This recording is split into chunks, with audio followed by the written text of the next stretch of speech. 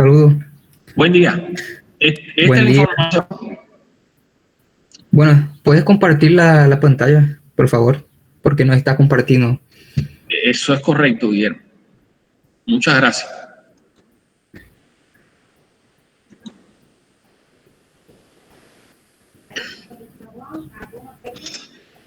Muchas gracias, Guillermo.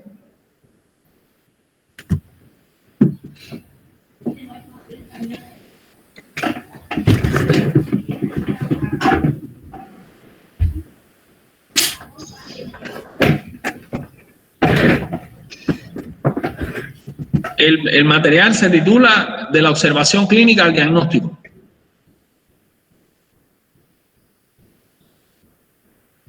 Puedes comenzar desde acá. La medicina moderna requiere la atención sobre datos sofisticados proporcionados por las tecnologías modernas. Longitudes, ángulos, grados, densidades, radios o títulos representan datos sólidos en los que confía la ciencia de la medicina. Sobre el mismo fundamento, alegría, sufrimiento, dolor, incomodidad, malestar, ansiedad, soledad, miedo, retracción, decepción o pensamiento tangencial representan datos frágiles importantes, en los que se basa el arte de la medicina. Ambas categorías son igualmente importantes y deben identificarse, evaluarse y clasificarse cuidadosamente, de cara a formar las bases para la identificación de los pacientes con un problema particular que necesitan tratamiento, ayuda o bienestar. Relacionado con la biometría, econometría y sociometría, etc. Feinstein inventó el término de clinicometría en el terreno de la medicina. Originalmente lo define como la medida de un fenómeno clínico o el terreno concerniente a índices, escalas de puntuación y otras expresiones que se usan para describir o medir síntomas, signos físicos y otros fenómenos clínicamente distintos en medicina clínica. Las definiciones básicas y sus aplicaciones han sido discutidas ampliamente en la literatura. En los 2 últimos siglos, la medicina se vuelve más científica, al contar cada vez más con datos fundamentales proporcionados por los laboratorios, bioquímica, hematología, patología, radiología, etc. Pero todos estos datos están precedidos por el trabajo del médico en la cabecera de la cama. Se han de registrar las quejas de los pacientes, hacer la historia, realizar las observaciones registradas y agrupadas de tal manera que representen los problemas del paciente, y finalmente la enfermedad, que requiere cuidado y cura. A la producción de tales datos individuales crudos, como el recuento de células sanguíneas o la identificación del estado civil de un individuo, se le ha llamado medición. El proceso posterior con los datos crudos, clasificación, etc., representa la medida en términos de dar atributos cuantitativos y también cualitativos. Clasificación, formación de grupos, escalas, a las observaciones clínicas en pacientes individuales y en grupos de pacientes o de otros sujetos. En estos términos, el concepto original que se aplica esencialmente al procedimiento que conduce al diagnóstico. Se puede extender y aplicar a todas las mediciones y medidas de los fenómenos de salud en un paciente y en una población. La clinicometría también puede desplegarse en la iatrometría, patometría o sanometría, aplicadas al riesgo, diagnóstico, tratamiento o pronóstico de la enfermedad y del caso de enfermedad.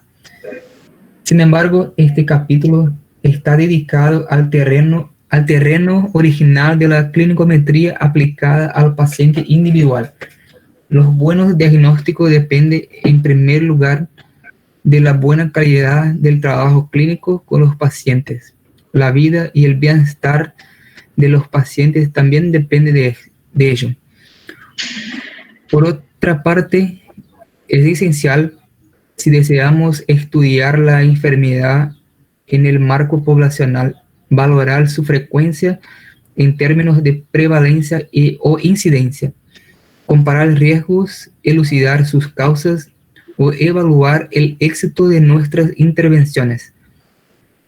Esta es solo una de las muchas razones para la comunicación e interdependencia entre la medicina clínica y comunitaria y la salud pública, que frecuentemente son dicotomizadas artificialmente.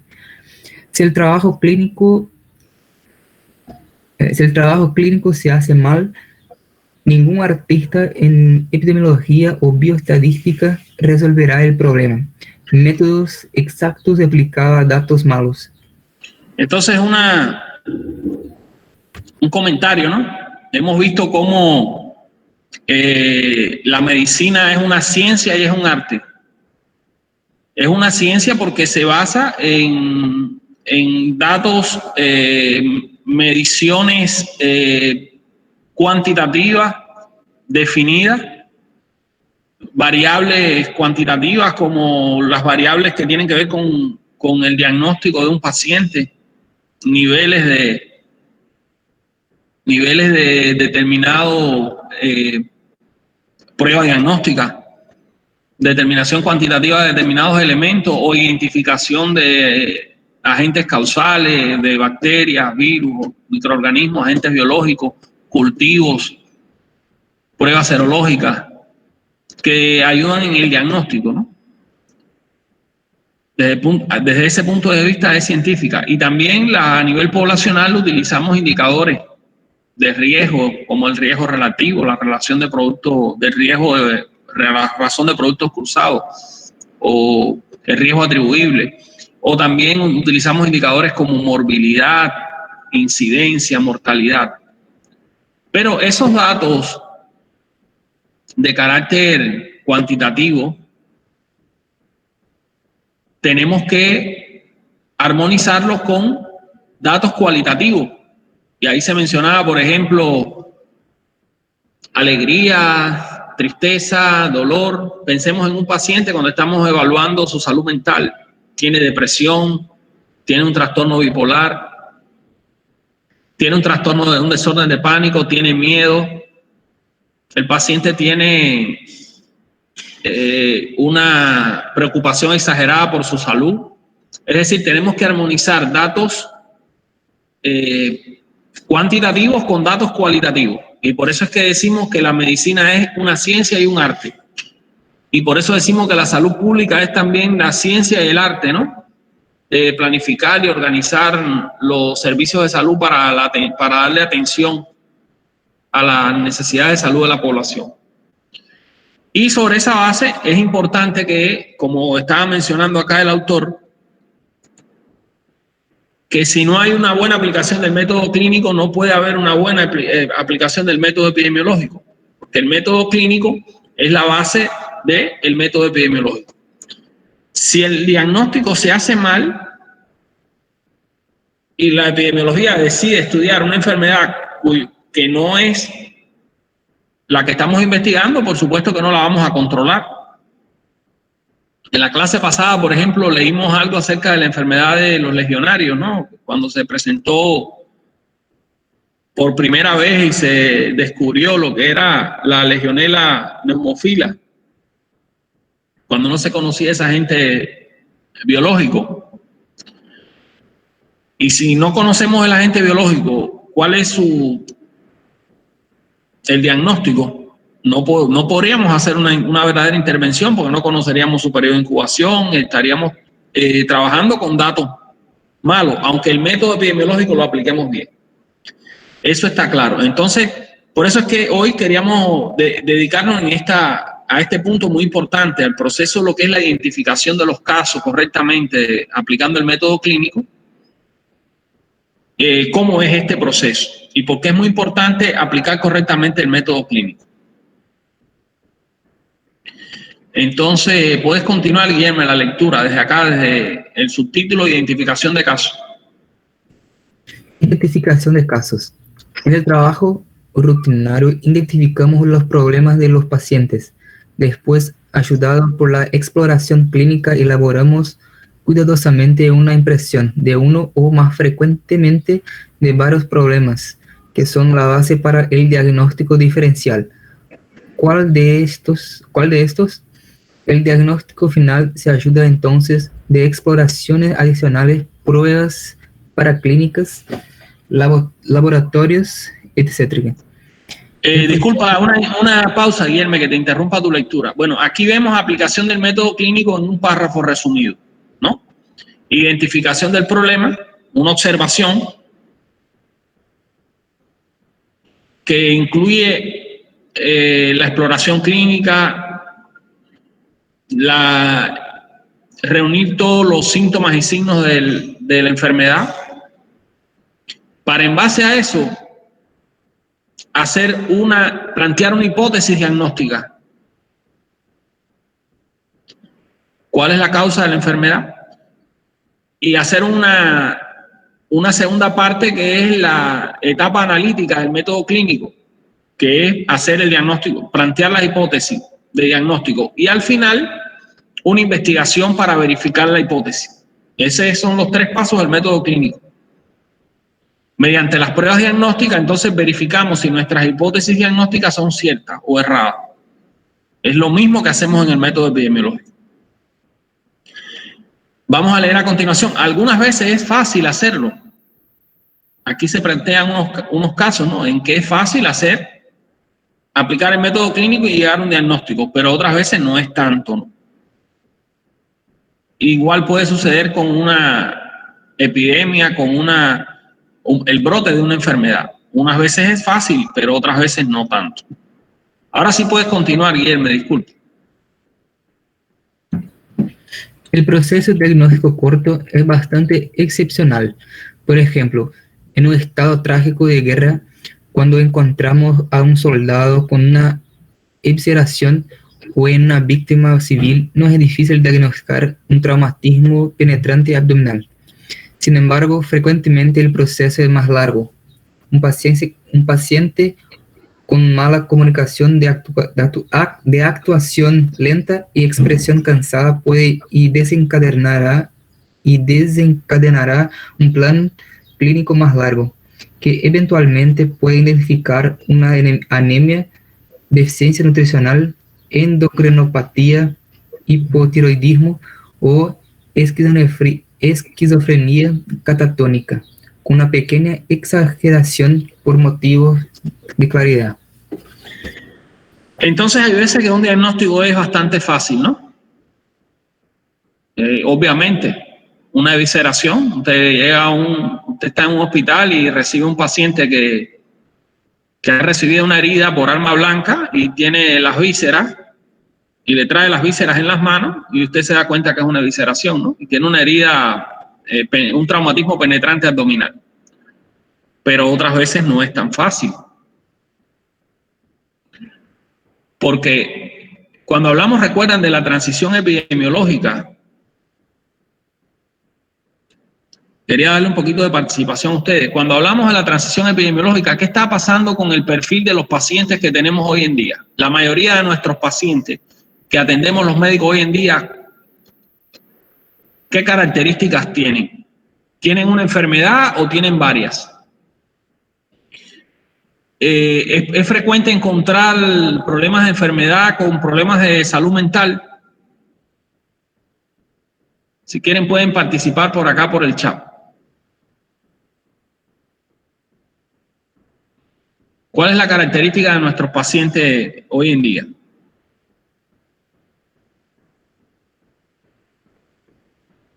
Bueno, habíamos mencionado que tienen varias enfermedades, múltiples enfermedades. varias enfermedades, varias dolencias. El viernes pasado, no, el sábado me tocó asistir a una paciente, atender a una paciente. Me pidieron unos amigos que examinara a una paciente.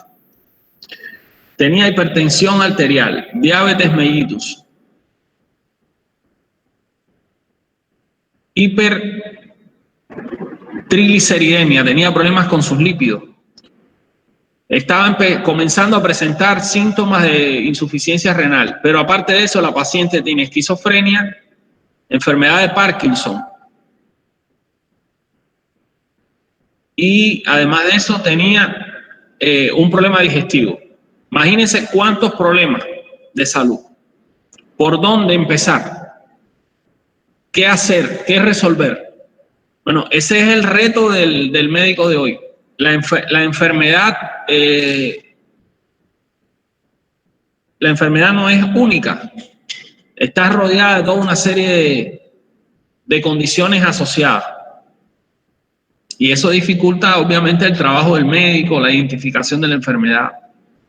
Porque es la característica que estamos. Por eso es importante ver el paciente desde un punto de vista integral, ¿no? Tener todos estos elementos en cuenta a la hora de aplicar el método clínico.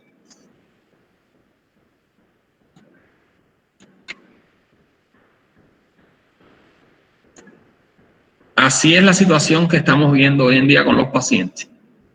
Y entonces asociado está el problema de salud mental, el miedo, la exageración. Usted se sienta a conversar con un paciente y el paciente está, si es un paciente que está falto de afecto, que se siente con tendencia a la depresión, tiene problemas afectivos, ese paciente entonces va a querer que usted como médico le ayude a calmar su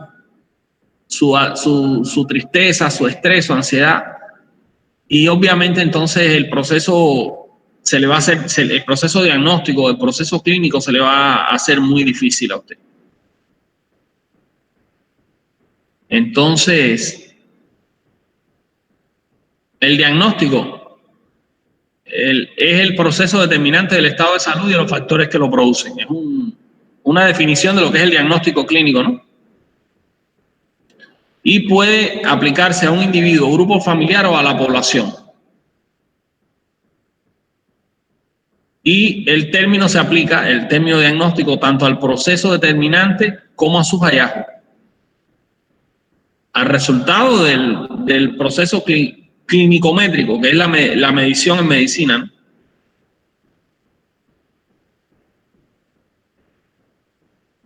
Entonces, para hacer un buen diagnóstico hay que tomar en cuenta varios factores a la hora de identificar un caso. ¿Puedes continuar, Guillermo, por favor? Desde el punto de vista práctico, son de interés los puntos que siguen a continuación. Una buena organización y estructura del proceso diagnóstico, clínicometría de cabecera, calidad y claridad de la formulación de una entidad diagnóstica, de entidad clínica, validez de los métodos que conducen al diagnóstico, producto final o resultado, cómo se usan los procedimientos de diagnóstico y su punto final, el diagnóstico, en un sistema clínico más extenso, es decir, cómo se usan los diagnósticos en las decisiones de tratar, etc. Uso práctico. Clínicometría de cabecera. El camino clínico-métrico empieza con la exploración del paciente y finaliza con su categorización en una entidad clínica definida, como la figura caricaturesca por razones de claridad muestra las observaciones conducen primero a la adquisición de datos clínicos, que posteriormente se evalúan y trabajan en entidades distintas. Diagnóstico, en términos de información clínica. Cada uno de los 6 pasos siguientes debe hacerse apropiadamente. Los errores, omisiones o el razonamiento clínico incompetente tiene un efecto de bola de nieve que desemboca en una mala decisión clínica y o un mal estudio de la frecuencia de la enfermedad y de sus causas en la población. Obtención de datos clínicos. Los pacientes no deben ser sometidos rápidamente a la exploración. Se ha de dar suficiente tiempo para la observación global. El aislamiento de las manifestaciones de interés debe ser tan completo como sea posible, detallado y ha de registrarse bien.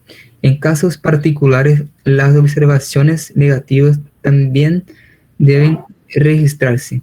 Lesiones no cutáneas que indican neoplasia de piel, etc.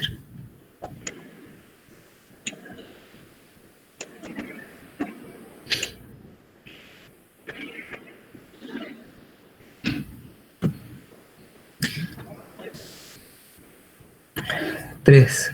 Cuando se describen las observaciones clínicas, se debe prestar una atención exhaustiva a todas las manifestaciones importantes, como los dermatólogos que tienen que describir la configuración, extensión, color, distribución espacial, textura y otras características de las lesiones de piel.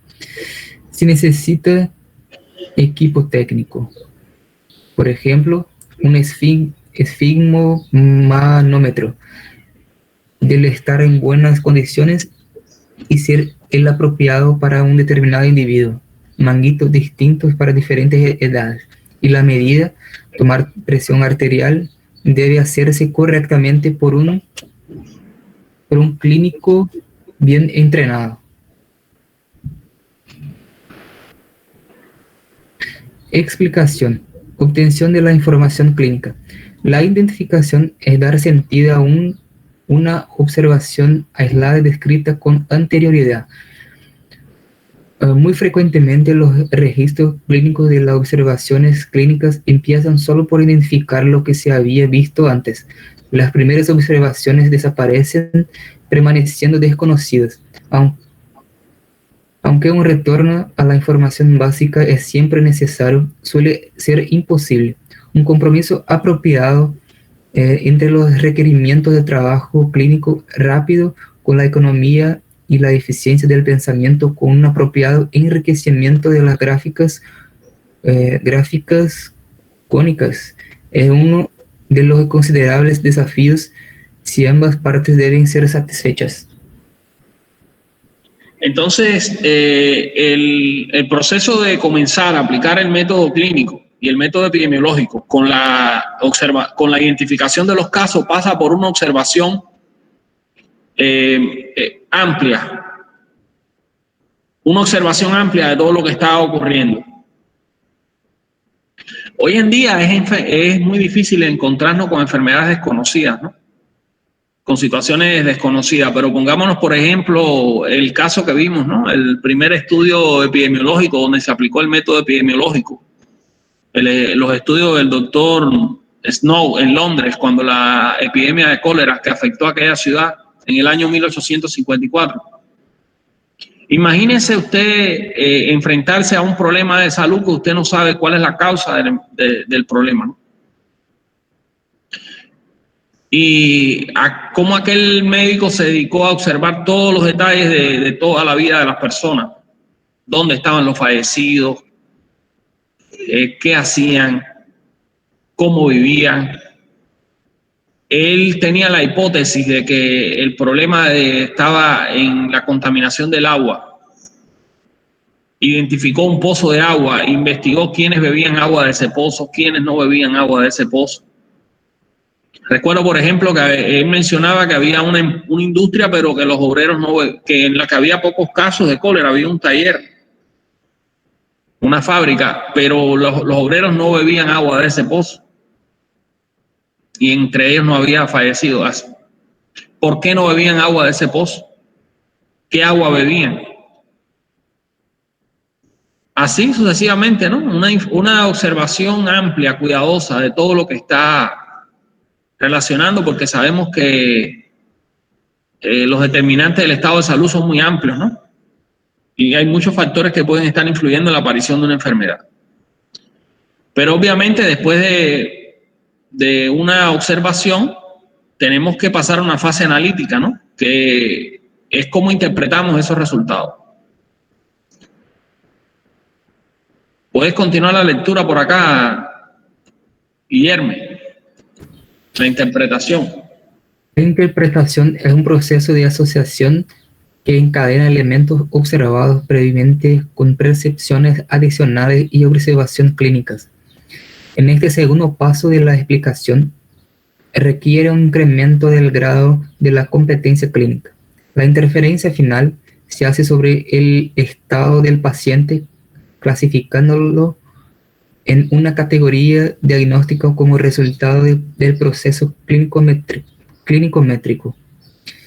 El paciente se clasificará de acuerdo con criterios precisos a partir de un grupo de categorías mutuamente exclusivas y exhaustivas. Entonces, esta etapa analítica es compleja, ¿no? Y para eso se requiere una gran competencia, ¿no? Desde el punto de vista, un desempeño clínico que se basa en conocimiento clínico, conocer los síntomas y signos, conocer la identificación de síndromes, conocer el diagnóstico en base a posibles diagnósticos en determinados síndromes, elementos que ayudan a hacer el diagnóstico, tanto interrogatorio como el examen físico, para entonces establecer una hipótesis diagnóstica y llegar a un posible resultado diagnóstico. Es un proceso que requiere preparación, por eso que ustedes estudian tanto en la carrera de medicina, por eso que se preparan tanto. Veamos ahora cómo, una vez que ya vimos lo que es cómo observar, veamos cómo obtener los datos clínicos, ¿no? Ya tenemos todo el interrogatorio, toda la información. Vamos a la parte ahora de aplicar el método clínico. Obtención de datos clínicos. Ya esto lo repasamos. Estamos acá en la etapa.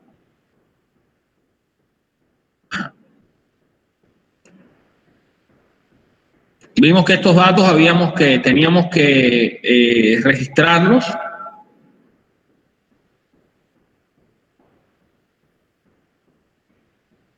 Nos quedamos acá. La sustitución constante de observaciones clínicas por información clínica. Acá. Ahora sí. Por aquí, Guillermo. La sustitución constante de observaciones clínicas por información clínica permanece como un problema clínico importante. Las sibilancias expiratorias se reemplazan por respiración asmática. Disuria prostática reemplaza la evacuación dificultosa, retrasada y forzada, etc. Un tamaño del útero normal en una exploración física es registrado por un ayudante clínico en vez del tamaño del útero palpado, es de 7 a 9 centímetros.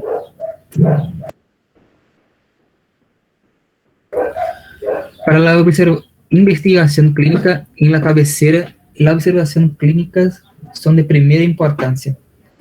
Contienen menos del alma del clínico, decisiones correctas y error, que la información clínica. No es posible retroceder hasta los datos clínicos desde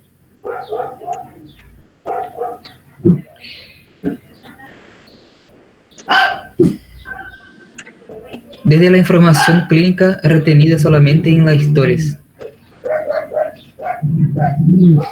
Datos sólidos y blandos en clinicometría. Los datos sólidos en medicina son aquellos que pueden ser definidos cualitativamente tan bien como sea posible para evitar la clasificación equivocada, por ejemplo, entre una persona enferma, un sujeto sano u otra persona que sufre otro problema. Por ejemplo, si se encuentra la trisomía 21, indica el síndrome de Down. Tal anomalía cromosómica es un dato sólido. Una dimensión claramente cuantitativa, en términos de recuento o medida, es también información sólida. El recuento de células sanguíneas, la presión arterial, la acidez gástrica, el volumen sistólico son datos sólidos. Los signos clínicos son frecuentemente datos sólidos. Laceración, hemorragias, soplos cardíacos,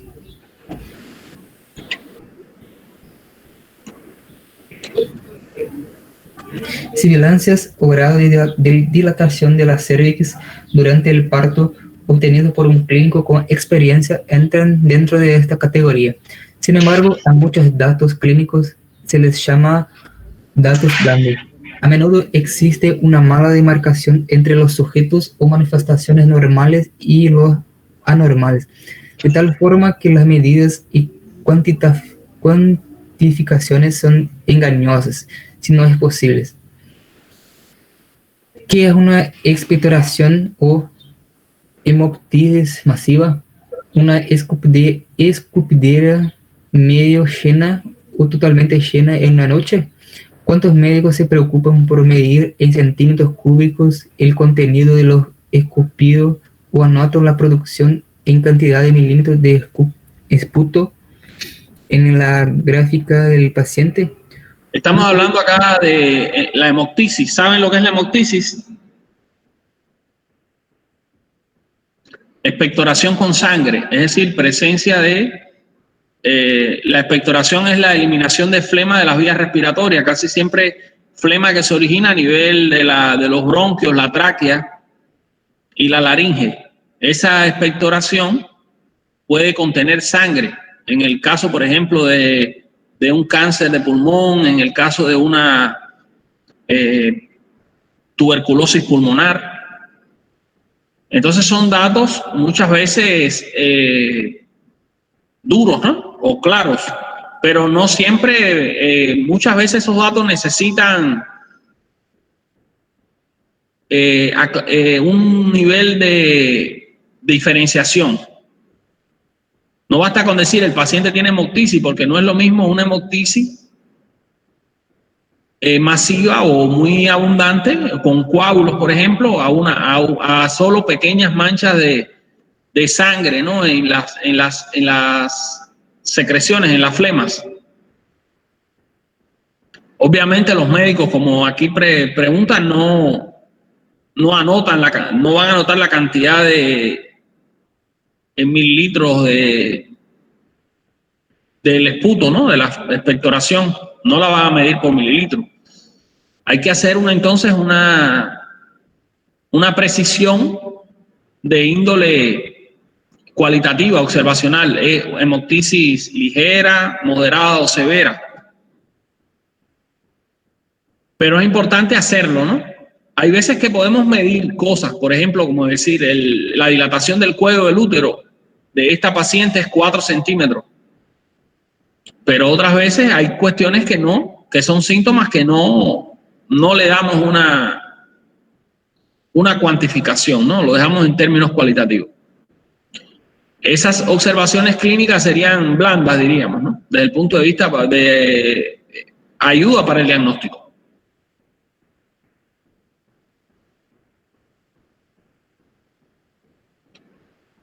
Entonces, hay observaciones clínicas blandas como el estrés, el distrés, tengo malestar, tengo ansiedad, tengo tristeza.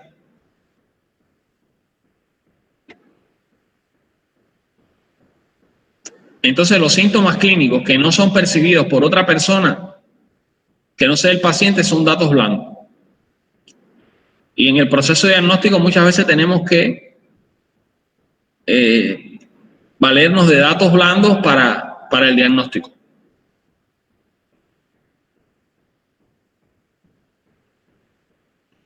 Hay otros datos blandos, ¿no? En el diagnóstico, como por ejemplo, estar relajado, parecer cómodo, tener una ayuda adecuada psicológico-social.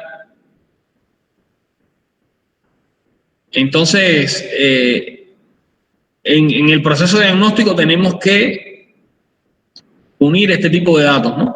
Datos cualitativos con datos cualitativos.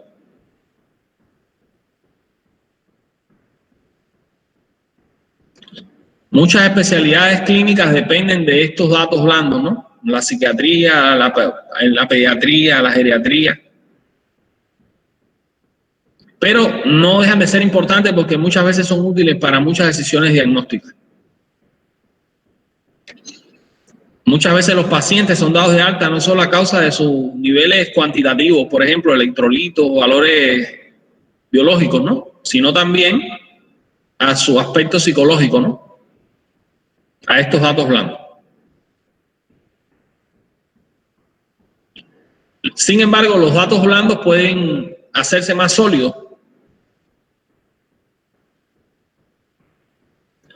mediante mediciones más rigurosas, mediante especificaciones más completas, aclarando el lugar, la naturaleza, la propagación o el carácter de la medición del dolor. Si van provistas de una dimensión razonable, por ejemplo, hacer una escala del dolor. Ejemplo, de 1 a 10, ¿cómo calificaría usted su dolor? Tomando en cuenta que 10 sería el dolor más intenso, insoportable, y 1 sería una molestia o un dolor ligero.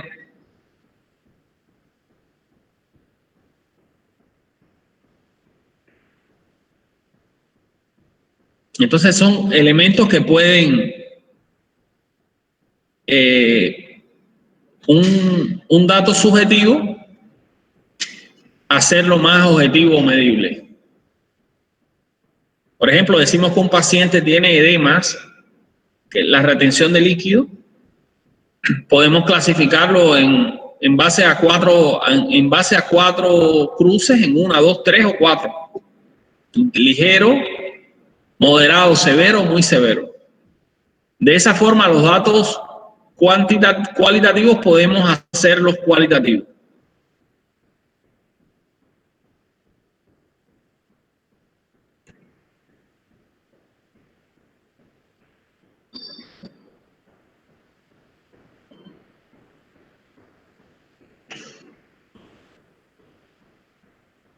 En oncología, por ejemplo, la solidificación de datos blandos aplicado con éxito a datos clínicos tales como humor, afecto, depresión, funciones cognitivas, dolor, analgesia, náuseas, vómitos.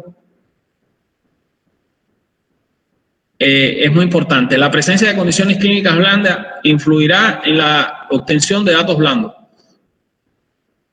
El efecto psicológico de la autoridad del médico, el intercambio de mensajes no verbales entre un clínico y un paciente, su percepción y perseverancia, y el ambiente y lugar apropiado para la entrevista y la exploración son importantes. Entonces es muy importante el proceso clínico, ¿no? En el diagnóstico.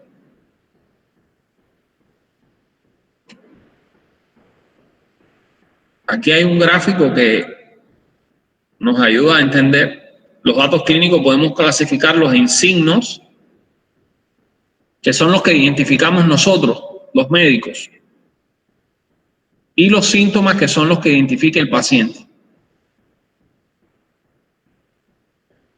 Hay signos que son sólidos.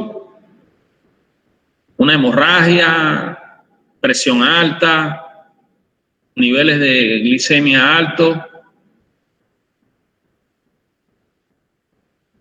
Pero otros son blandos. Por ejemplo, piel pálida, hiperactividad,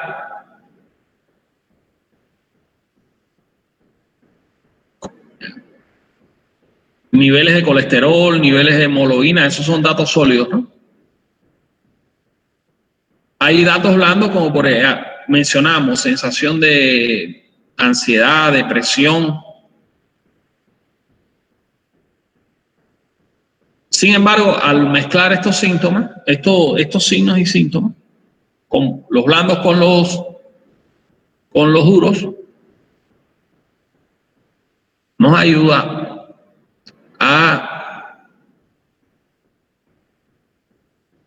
interesarnos más por estos datos, ¿no? Que consideramos cualitativos o subjetivos, Y al final, si armonizamos bien estos dos tipos de datos, vamos a tener datos clínicos de calidad y una información clínica de calidad para el diagnóstico.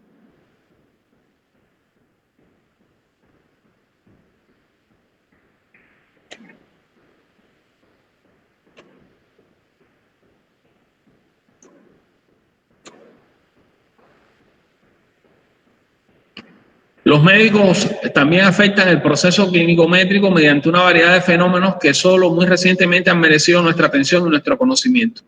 Percibimos los problemas de salud como roturas que deben ser arregladas.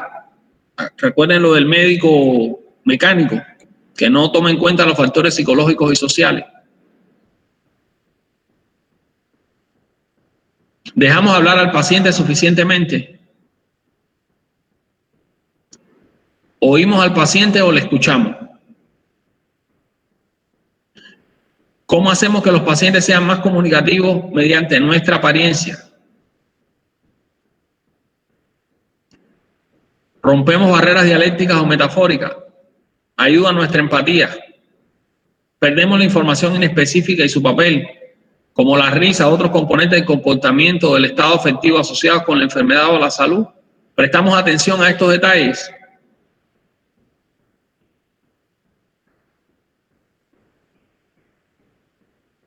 ¿Cuáles son las percepciones de la enfermedad del paciente y nuestras creencias sobre ella?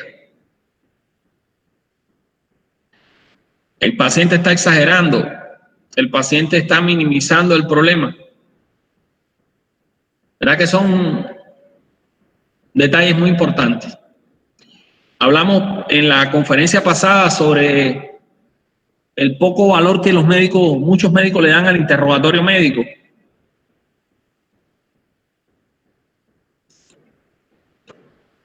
Dejamos que el paciente se exprese.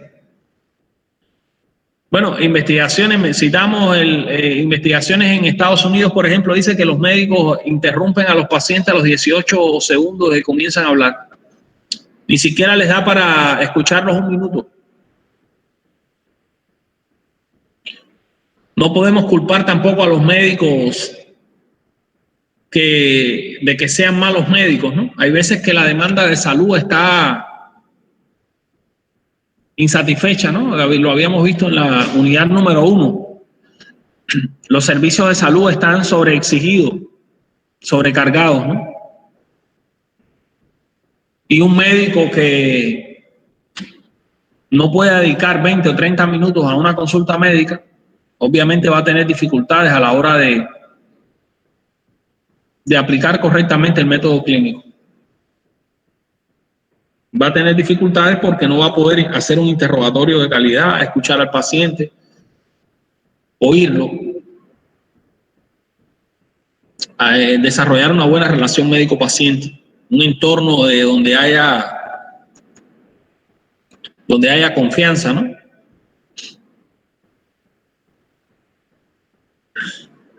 Entonces es muy importante, ¿no? A la hora de aplicar el método clínico, cuando vamos a obtener datos clínicos para propósitos diagnósticos, este cuadro es importante. El problema, forma en que se recogen las observaciones para hacer el diagnóstico. ¿Qué hace la epidemiología clínica? Hace una estructuración, análisis de un proceso clínico-métrico, midiendo todos los indicadores, tanto los cuantitativos como los cualitativos.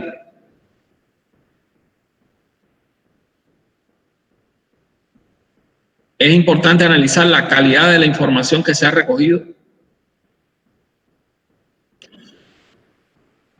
porque eso nos va a ayudar a el siguiente paso, ¿no? Que es la etapa analítica, la formación de una hipótesis diagnóstica. Entonces, ¿cómo hacemos en esta etapa a la hora de realizar un diagnóstico? Hay veces que el diagnóstico es sencillo porque se basa en una sola variable. Por ejemplo, hipertensión arterial. Se basa en el diagnóstico, en la determinación de niveles de presión arterial, pero hay veces que El diagnóstico no se basa en una sola variable. Veamos entonces, vamos a hacer una lectura desde acá. Ya vamos a la etapa diagnóstica. Adelante, Guillermo, si estás por ahí.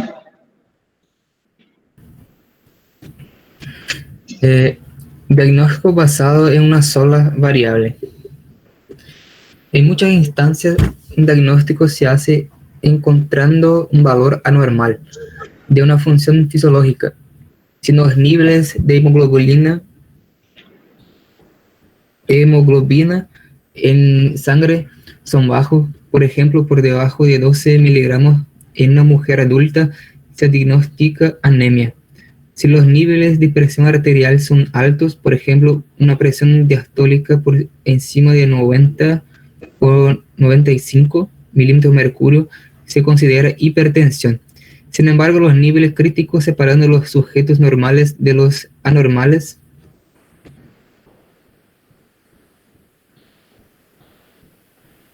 puede establecerse de diferentes maneras. La clasificación diagnóstica menos satisfactoria se basa en una simple distribución estadística de valores observados en un grupo de sujetos. Si la media de los valores de hemoglobina en la mujer es 14 miligramos por ciento, con una desviación estándar de 1 miligramo por ciento, es puramente arbitrario decir que valores de menos de 2 desviación estándar, por ejemplo, niveles menores de 12 miligramos por ciento, reflejan anemia. Esta afirmación solo significa que tal valor pertenece a una zona dentro de la cual están el 2,5% de todos los sujetos de la población en estudio. Valores medios más o menos 2 de desviación estándar delimitan el 2,5% de los sujetos a cada lado de la distribución normal en estadísticas descriptivas. De la misma manera, una zona anormal puede definirse como la que está por debajo de 3 desviaciones estándar, etc. Un problema adicional surge al usar criterios estadísticos de anormalidad. Cuando se usan diferentes pruebas independientes, de acuerdo con Cebull y Beck, la probabilidad de que una persona completamente anormal tenga resultados anormales en todas las pruebas, siendo que n es 0,95. Si el 5% de los sujetos están considerados anormales, los sujetos sometidos a 12 pruebas independientes serán considerados como normales con una probabilidad de solo el 54%. En otras palabras, el número de sujetos anormales se incrementará con el número de pruebas realizadas. Una prueba de 0,95% de los sujetos anormales. 2 pruebas, 0,95 veces por 0,95, 9,75% de sujetos anormales. 3 pruebas, 14% de sujetos anormales. Cualquier valor anormal que se encuentre en relación con lo que normalmente se observa en la población deberá tener un significado clínico diferente. Primero, deberá afectar al bienestar del individuo. Ejemplo, los niveles bajos de hemoglobina están asociados con fatiga, etc. Deberá ser una indicación de tratamiento. El tratamiento deberá mejorar las funciones de estudio y las manifestaciones clínicas asociadas con ella. El tratamiento deberá producir más mejoría que perjuicio. El pronóstico del paciente mejorará con el tratamiento. Los valores diagnósticos deberán delimitar sujetos a quienes la sociedad puede todavía proporcionar tratamiento.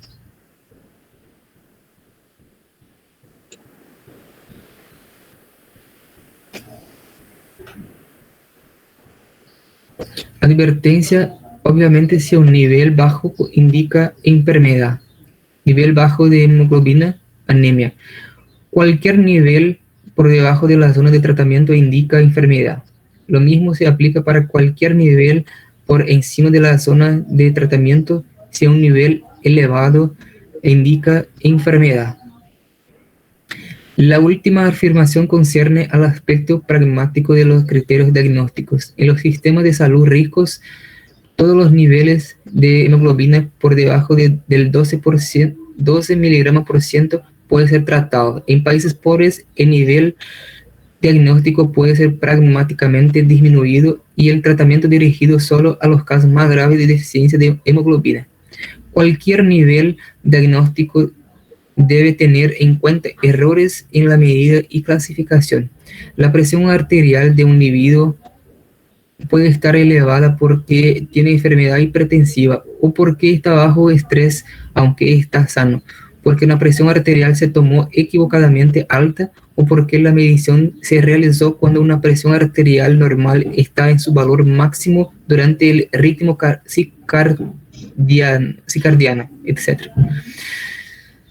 Esto siempre afecta en sentido opuesto, es decir, puede obtenerse resultados verdaderos positivos, verdaderos negativos, falsos positivos y falsos negativos.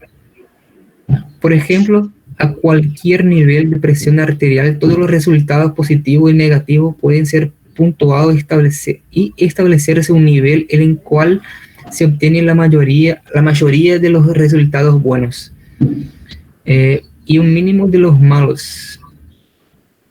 Bueno, verdaderos positivos y negativos y resultados falsos positivos y negativos. Entonces, a la hora de establecer un diagnóstico, cuando hay una sola variable que es la que hace el diagnóstico, como por ejemplo en la hipertensión arterial, no basta solamente con tener la medición, hay que ver en qué condiciones se tomó la medición.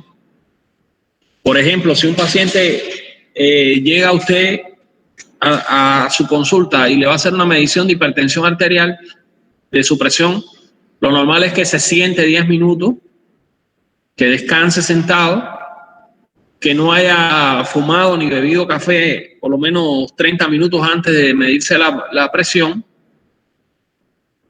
porque eso hace que pueda tener una medición alta en un paciente que no es hipertenso y usted erróneamente puede calificar a ese paciente como hipertenso sin serlo. Muchísimos pacientes hoy en día están tomando medicación para la presión arterial sin ser hipertensos.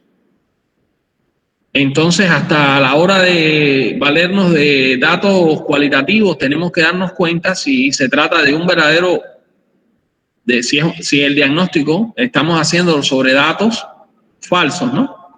Si estamos diagnosticando como enfermo a un sano o si estamos diagnosticando como sano a un enfermo.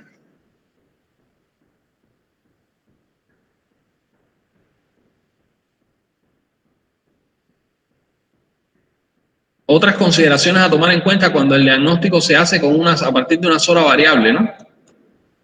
Puedes continuar acá, Guillermo. Se aplican otras consideraciones. Un valor fijo anormal es adecuado para variables relativamente estables en el tiempo. En otros casos, los valores anormales deberán tener en cuenta la variabilidad biológica que puede ser considerable. El potasio en sangre muestra un 10% de variabilidad a lo largo del día, mientras que el potasio en la orina exhibe un 500% de variabilidad. El ajuste es obviamente más importante en el último caso que en el primero.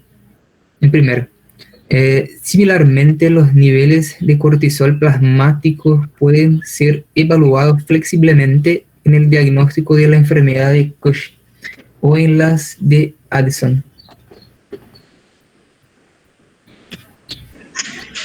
Entidad diagnóstica. Sí. Cuando el diagnóstico se basa en varias variables, ¿no? Ahí es donde más complicado se pone el asunto. Adelante. Entidad diagnóstica basada en varias manifestaciones. Las mismas consideraciones pragmáticas discutidas anteriormente se aplican en el caso de una entidad que identifica al que sufre una enfermedad. Muchas entidades diagnósticas han sido establecidas intuitivamente mediante el reconocimiento de modelos repetitivos a través de una larga experiencia clínica. Frecuentemente se vuelven clásicos y funcionan bien en la práctica. Como ejemplos se incluyen el síndrome de Horner, miosis ipsilateral, ptosis, enoftalmos, hidrosis y rubor de cara, relacionada con la parálisis de los nervios simpáticos cervicales o los criterios diagnósticos como la 4D. Las 4D. Para la pelagra, representando una tetra de dermatitis, diarrea, demencia, muerte. Actualmente pueden usarse métodos estadísticos más refinados, como la aglomeración jerárquica, para determinar una categoría diagnóstica y sus criterios. Esto fue aplicado, por ejemplo, a la clasificación del lupus eritematoso sistémico. Síndrome versus enfermedad como entidades diagnósticas. Las manifestaciones clínicas y paraclínicas de los estados anormales se reúnen en dos entidades distintas: síndromes y enfermedades. Un síndrome es una agrupación de signos y síntomas, de manifestaciones morfológicas y o funcionales, que parecen a priori discordantes, pero que pueden considerarse como entidad. Este representa una entidad clínica, pero no necesariamente una etiológica. Sí, un síndrome entonces es la agrupación de signos y síntomas debido a manifestaciones morfológicas o funcionales o fisiopatológicas de un determinado órgano o sistema de órganos que pueden considerarse como una enfermedad, pero no necesariamente identificamos la causa, ¿no? Por ejemplo, dolor abdominal es un síndrome, pero ¿cuántas enfermedades producen dolor abdominal? Sin embargo, conocemos un grupo de signos característicos del dolor abdominal. El dolor abdominal acompañado de náuseas, de vómitos. Podemos identificar un síndrome, pero no tenemos la causa, ¿no? Entonces, el diagnóstico comienza por un diagnóstico sindrómico, para después plantear una enfermedad, ¿no? Aquí tenemos lo que es una categoría diagnóstica de enfermedad. Es una agrupación de signos y síntomas delineados por definiciones operativas rigurosas para una entidad determinada con una etiología específica, un impacto clínico sobre el paciente, un pronóstico y un resultado específico, indicativo y susceptible de tratamiento. Eso es lo que consideramos cuando planteamos una enfermedad. Agrupación de signos y síntomas delineados por definiciones operativas rigurosas. Entonces, vamos a analizar esto, muy interesante.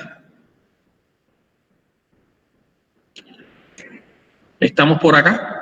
Puedes continuar, Guillermo, o si hay otro compañero que quiera ayudar con la lectura, para no abusar de la bondad de Guillermo. ¿Algún otro compañero que quiera ayudar con la lectura?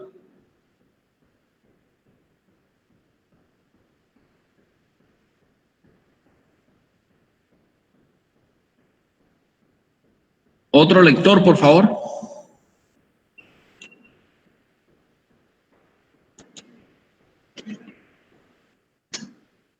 Un lector o lectora.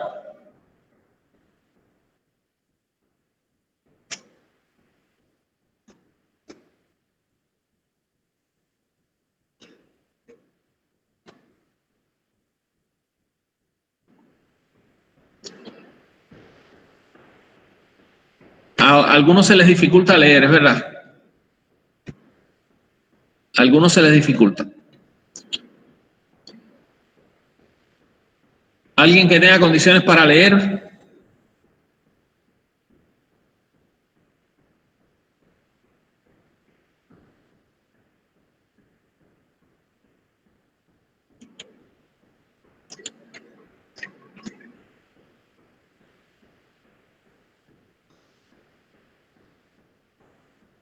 ¿Puedes continuar, Guillermo, entonces?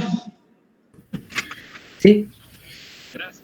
El síndrome caudal posterior o extrapiramidal puede ser causado por un traumatismo, tumor, etc. Un síndrome nefrótico puede estar relacionado con amiloidosis renal, glomerulonefritis membranosa, trombosis de la vena renal, etc. Un síndrome es tal si como agrupación de manifestaciones no puede atribuirse a causa debida al azar y si tiene unas bases comunes biológicas. Tiene que ser biológicamente plausible. Los ejemplos mencionados anteriormente van desde un mecanismo hereditario, transmisión autosómica dominantes. Tras el síndrome de Marfan, las lesiones espinales tras el síndrome extrapiramidal, etc. Esta definición de síndrome es reciente. A lo largo de la historia de la medicina se han reunido diferentes características de fenómenos nuevos o viejos de etiología desconocida, sobre la base de la experiencia y el reconocimiento del patrón mientras se observa una serie de casos, como muestra la tabla. La nomenclatura heterogénea refleja la variedad de enfoques y la delineación clínico-métrica de dichas entidades. Estas, sin embargo, retienen frecuentemente su nombre como síndromes a pesar del descubrimiento posterior de su etiología. El síndrome de Down o el síndrome de shock tóxico pueden ser buenos ejemplos de ello.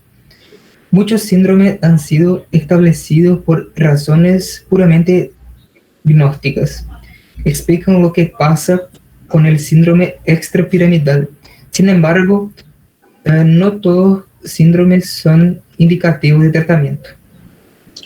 Sí, se comprendió, ¿no? Hay enfermedades que hoy en día ya conocemos la causa y seguimos denominándolas síndromes, como el síndrome de Down. Ya se trata de una enfermedad, pero se quedó así ese patrón, ¿no? Esa nomenclatura, por así decirlo. Y hay otros síndromes que no son enfermedades como tal. Entonces es bueno diferenciar lo que es verdaderamente un síndrome de una enfermedad, para no crear confusión, ¿no? Por ejemplo, aquí está la definición estricta del síndrome de shock tóxico, tiene criterios mayores y criterios menores.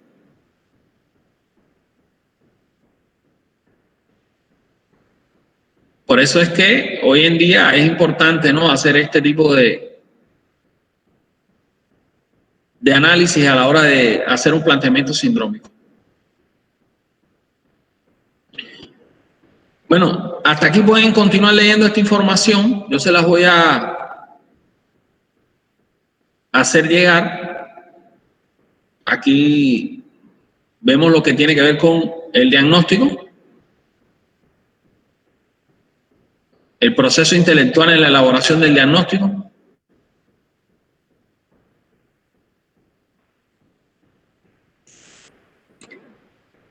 cómo hacemos los distintos tipos de análisis clínico para hacer un diagnóstico, el diagnóstico por arborización, el diagnóstico por exploración exhaustiva de datos, varios métodos para hacer el diagnóstico.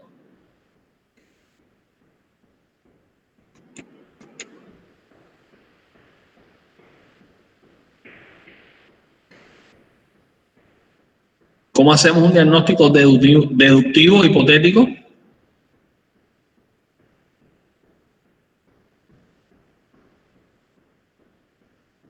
El diagnóstico asistido por ordenador la inteligencia artificial hoy en día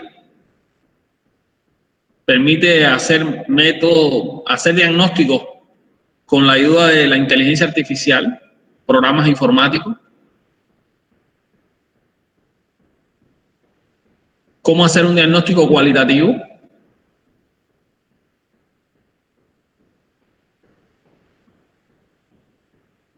Y esto lo estuvimos viendo en la en la conferencia cómo validar una prueba diagnóstica dependiendo de su sensibilidad.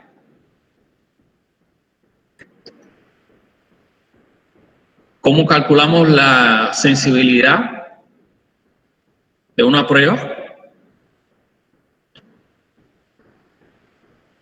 Esto es un elemento importante, ¿no? A la hora de aplicar el método epidemiológico, de identificar el tipo de prueba más apropiada, cómo se calcula la sensibilidad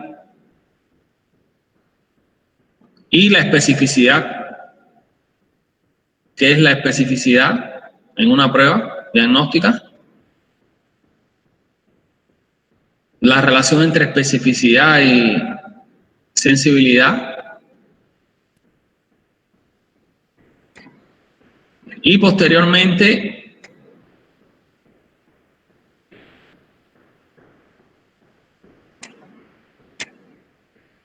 acá analizamos qué es el diagnóstico diferencial.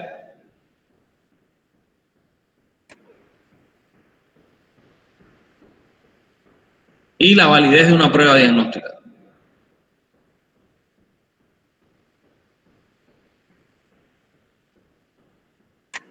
Yo les traía por acá ejemplos de algunas encuestas epidemiológicas, por ejemplo. Acá tenemos una encuesta epidemiológica.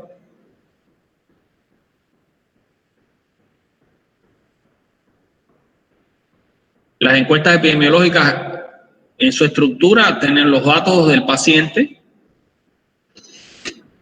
nombre y apellido, fecha de nacimiento, edad, dirección, el sexo,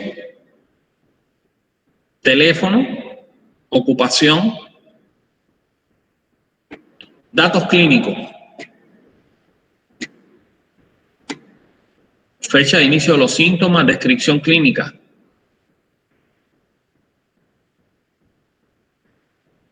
Otros síntomas, complicaciones, hospitalizaciones, tratamiento recibido, datos de laboratorio.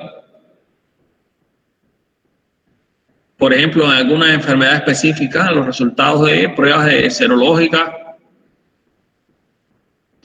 cultivos. Recuerden que podíamos clasificar, identificar el caso como caso sospechoso, caso confirmado, caso esporádico o caso asociado a un brote. En el caso confirmado, ¿qué criterios son los que utilizamos? Eso hay que definirlo con anterioridad. ¿Cuáles son los criterios para definir un caso? Otros datos de interés desde el punto de vista epidemiológico es los antecedentes del paciente, hábitos tóxicos relacionados con la enfermedad que estamos buscando.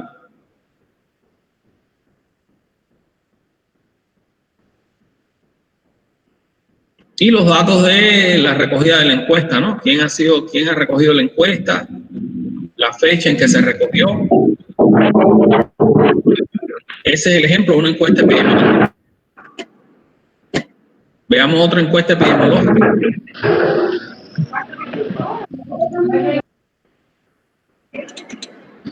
Este es otro caso de encuesta epidemiológica, por ejemplo.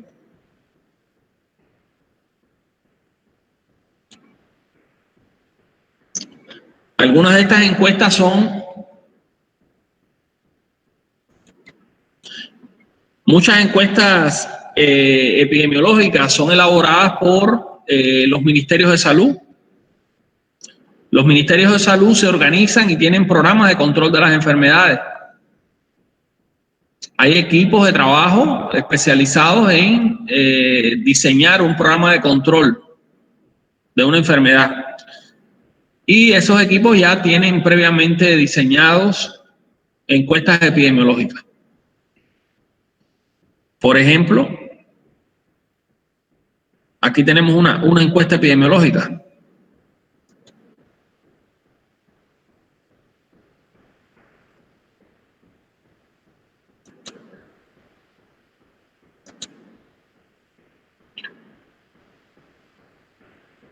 Encuesta epidemiológica de enfermedad por virus Zika.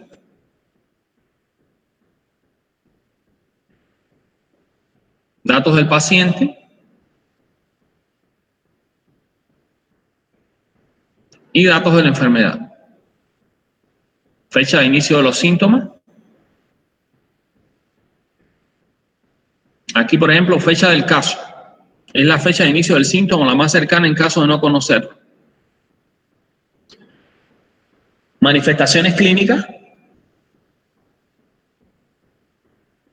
Síntomas frecuentes de la enfermedad, por supuesto, no la vamos a poner todas. Complicaciones.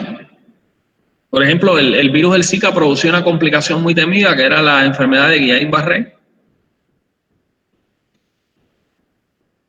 ¿En qué lugar se fue atendido? Si se fue hospitalizado. Datos de laboratorio. Las pruebas que se hicieron, sus resultados.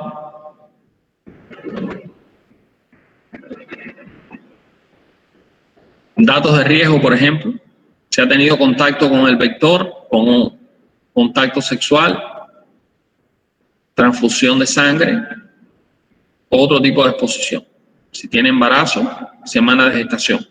¿Por qué nos interesa, por ejemplo, preguntar sobre embarazo en la enfermedad del Zika? Enfermedad transmitida por vector.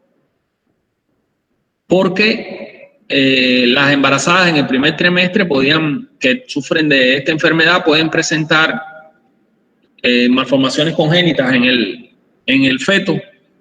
Se puede producir anencefalia, no se desarrolla el encéfalo, y por eso le preguntamos sobre este antecedente. Es decir, que a la hora de establecer una encuesta epidemiológica, vamos en dirección a obtener los datos necesarios para entender la enfermedad, gracias al conocimiento que tenemos de la enfermedad. Por ejemplo, miren, una encuesta muy interesante que encontramos por acá, una encuesta epidemiológica para la muerte súbita del lactante. Los niños pueden experimentar muerte súbita a los lactantes, un síndrome de muerte súbita del lactante que se puede producir por sofocación, asfixia o hipoxia. En este caso, vean, por ejemplo,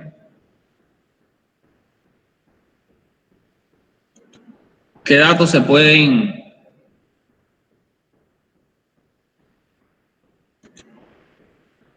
pesquisar. Datos del paciente.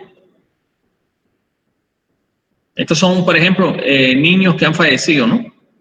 Por hipoxia o por muerte súbita del lactante. Factores epidemiológicos: edad gestacional, peso al nacer, el Apgar al minuto, a los 5 minutos, si fue reanimado, grupo sanguíneo, el parto, en qué condiciones se produjo, si hubo alguna complicación en el parto. Esta, por ejemplo, es una enfermedad en la que hay factores que se conocen, hay otros que no están muy claros y que se investigan. El resultado de todos estos datos puede ayudar a hacer una investigación causal aplicando el método epidemiológico. ¿Por qué la muerte súbita del lactante? Y en base a eso establecer recomendaciones. Hasta en temas que parecieran tan simples como en qué posición debe dormir un lactante. ¿Debe dormir boca abajo? ¿Debe dormir de lado?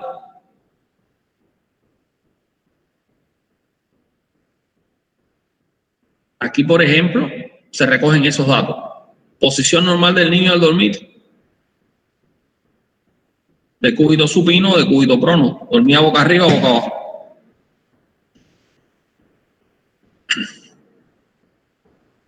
Si recibió lactancia, si estaba vacunado, si tenía las características del sueño, su duración durante el sueño. La situación familiar, por ejemplo, condiciones de vivienda, nivel socioeconómico. Vean todos los datos que se recogen, ¿no? Por ejemplo, en el caso de la madre,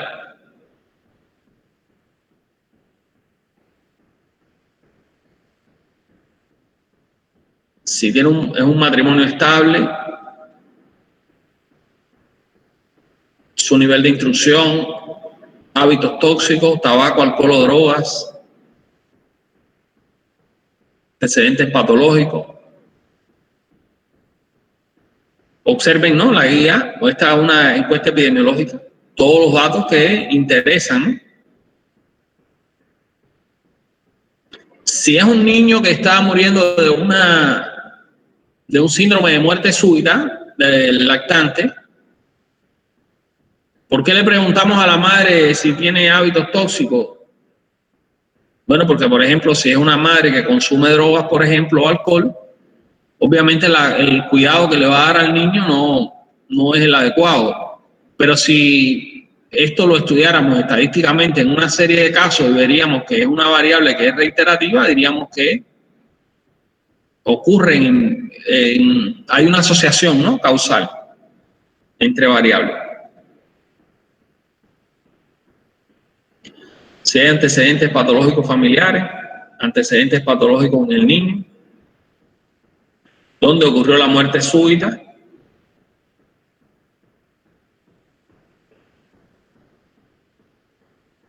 el momento del levantamiento del cadáver, por ejemplo, si hay sospecha de malos tratos. Entonces, una encuesta epidemiológica, vean que tiene varios datos, ¿no? Toda la información necesaria para el diagnóstico, para hacer una investigación causal, para llevar una relación de casos. Encontramos encuestas de morbilidad, enfermedades, por ejemplo, enfermedades sujetas a declaración obligatoria. Cuando se presentan estas enfermedades, hacemos una encuesta epidemiológica para tener toda la información. Recuerde que esta información nos puede servir en un futuro para nuevos estudios. Alguien pudiera venir y utilizar estos datos para desarrollar una investigación. Las encuestas epidemiológicas deben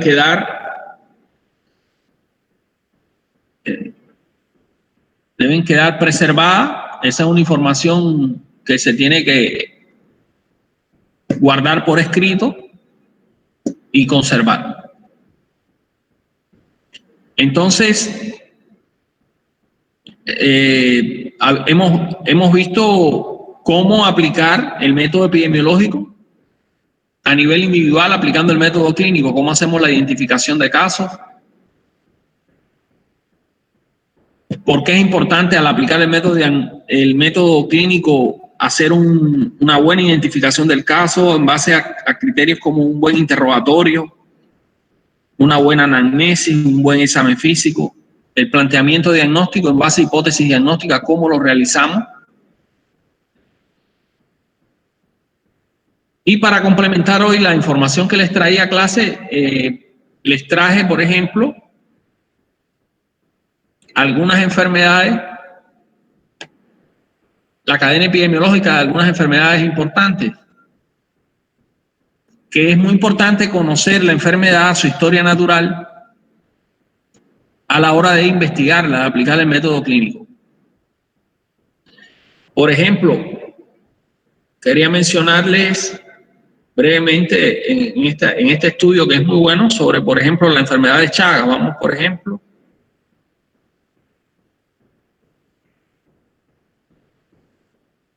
a la enfermedad de Chagas.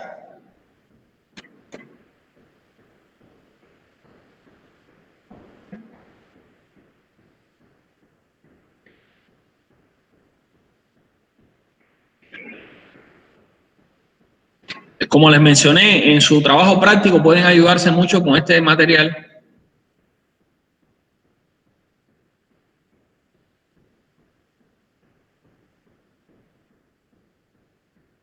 La blenorragia, sífilis.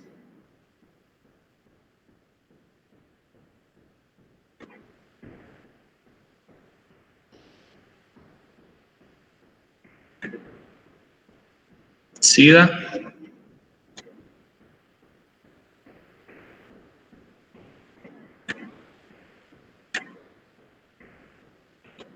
Hepatitis viral. hepatitis B, otras hepatitis virales, rabia,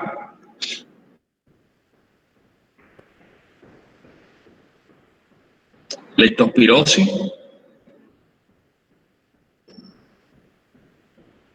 pediculosis, escabiosis, malaria,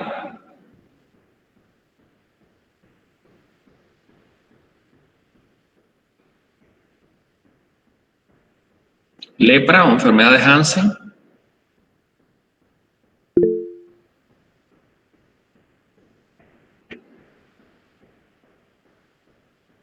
poliomielitis, sarampión, rubiola, difteria, toferina, tétanos, encefalitis, enfermedad de Chagas, por ejemplo.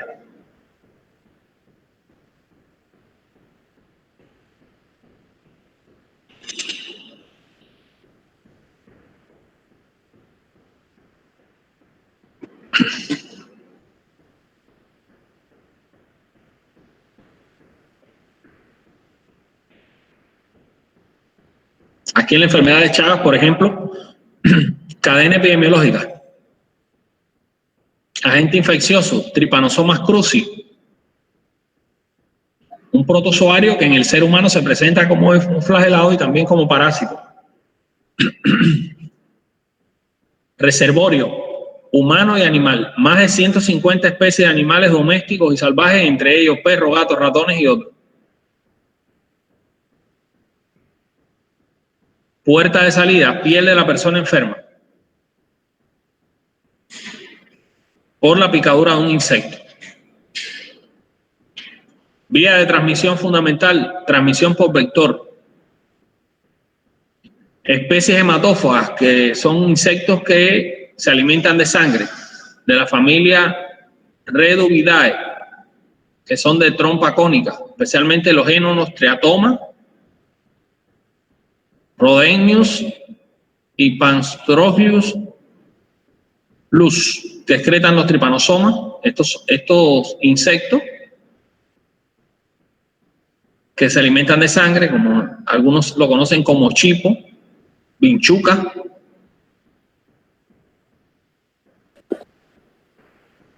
La transmisión se produce a través de las conjuntivas, la membrana mucosa, abrasiones o heridas de la piel por las heces frescas de los insectos infectados. Pueden transmitirse por transfusiones de sangre, por vía transplacentaria, por infecciones accidentales en el laboratorio o por trasplante de órganos de donantes infectados. Los redúvidos habitan en las grietas, estos insectos habitan en las grietas de las paredes de adobe o de madera donde se refugian durante el día. En Brasil se conocen como barbeiros por la afición a picar en la cara. Puerta de entrada, mucosas sanas, sobre todo conjuntiva y la piel lesionada de las personas sanas. Huésped susceptible, personas sanas de cualquier edad, mientras más jóvenes la enfermedad suele ser más grave. Periodo de incubación, entre 5 a 14 días después de la picadura del vector y de 30 a 40 días por transfusión sanguínea. Si es por transfusión sanguínea, de 30 a 40 días. Periodo de transmisibilidad.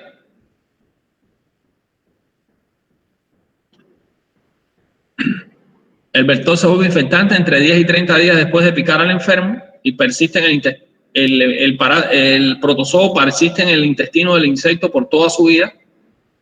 Algunos de estos insectos viven 2 años. Y hay microorganismos en sangre durante toda la fase aguda y pueden persistir en números muy bajos toda la vida de las personas sintomáticas y asintomáticas.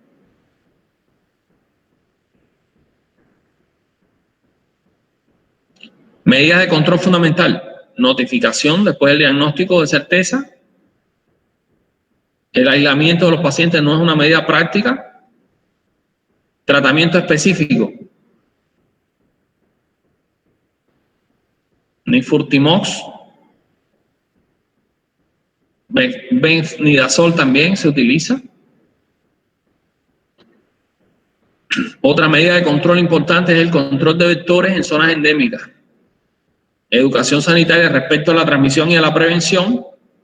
No hay vacunas disponibles y otra medida importante es la vigilancia epidemiológica.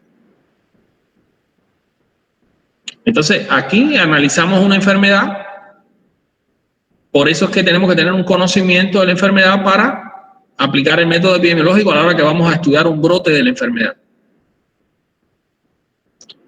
Tendríamos que conocer en qué países se presenta la enfermedad, porque si nos llegara un paciente de un área donde hay una prevalencia de esta enfermedad, eso es una ayuda, un indicador diagnóstico, ¿no? Esta enfermedad es endémica en algunas zonas y los países de mayor incidencia son Brasil, Argentina, Venezuela, Guatemala y México.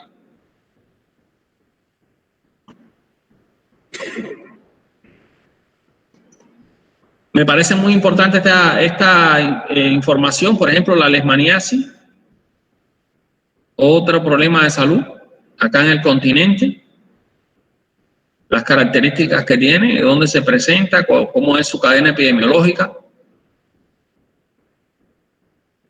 cuál es su vector.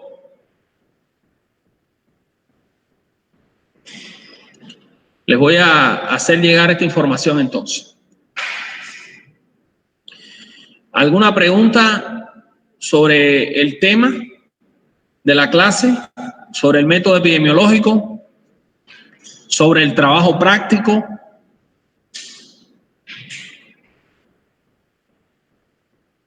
Profesor. Sí. Yo tengo una duda, pero no es del tema de hoy, sobre el trabajo. Sí. Vos pidió la cadena epidemiológica. Sí. ¿Qué sería esa cadena epidemiológica? ¿Puedes explicar? Sí, cómo no, Guillermo, con mucho gusto. Recuerden cuando estudiamos la historia natural de la enfermedad, analizamos en las enfermedades infecciosas lo que era la cadena epidemiológica en la transmisión de las enfermedades infectocontagiosas, que estaba compuesto por 6 elementos. Eso lo puedes ver en la unidad número 4, Historia Natural de la Enfermedad. Habían 6 elementos que son el agente causal, el reservorio, la puerta de salida, la vía de transmisión, la puerta de entrada y el huésped susceptible. Aquí, por ejemplo, te muestro cuál es la enfermedad que estudiaron ustedes, Guillermo. Hepatitis viral, creo que fue, ¿no? Sí, hepatitis B. Hepatitis B. Aquí está la hepatitis B, por ejemplo. C. C. La C.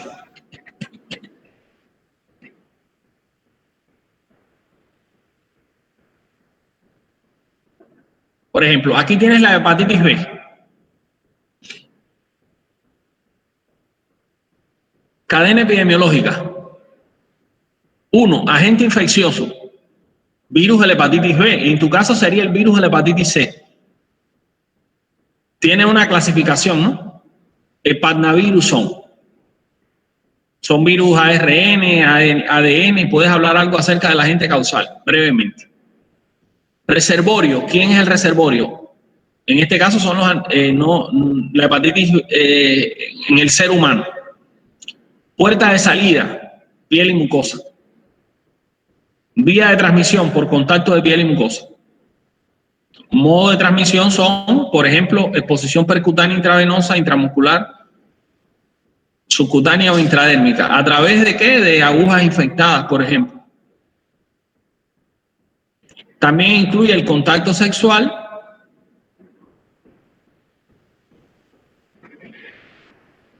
y transfusiones de sangre, por ejemplo. Puerta de entrada, piel y mucosa del huésped susceptible. Mucosa vaginal o la piel. O mucosa genital en el hombre. La uretra, ¿no? Huésped susceptible, hombre sano. Periodo de incubación, tienes que ver el de la hepatitis C. Es bastante similar al de la hepatitis B. Periodo de transmisibilidad, las medidas de control sobre los enfermos, sobre la vía de transmisión y sobre el huésped susceptible.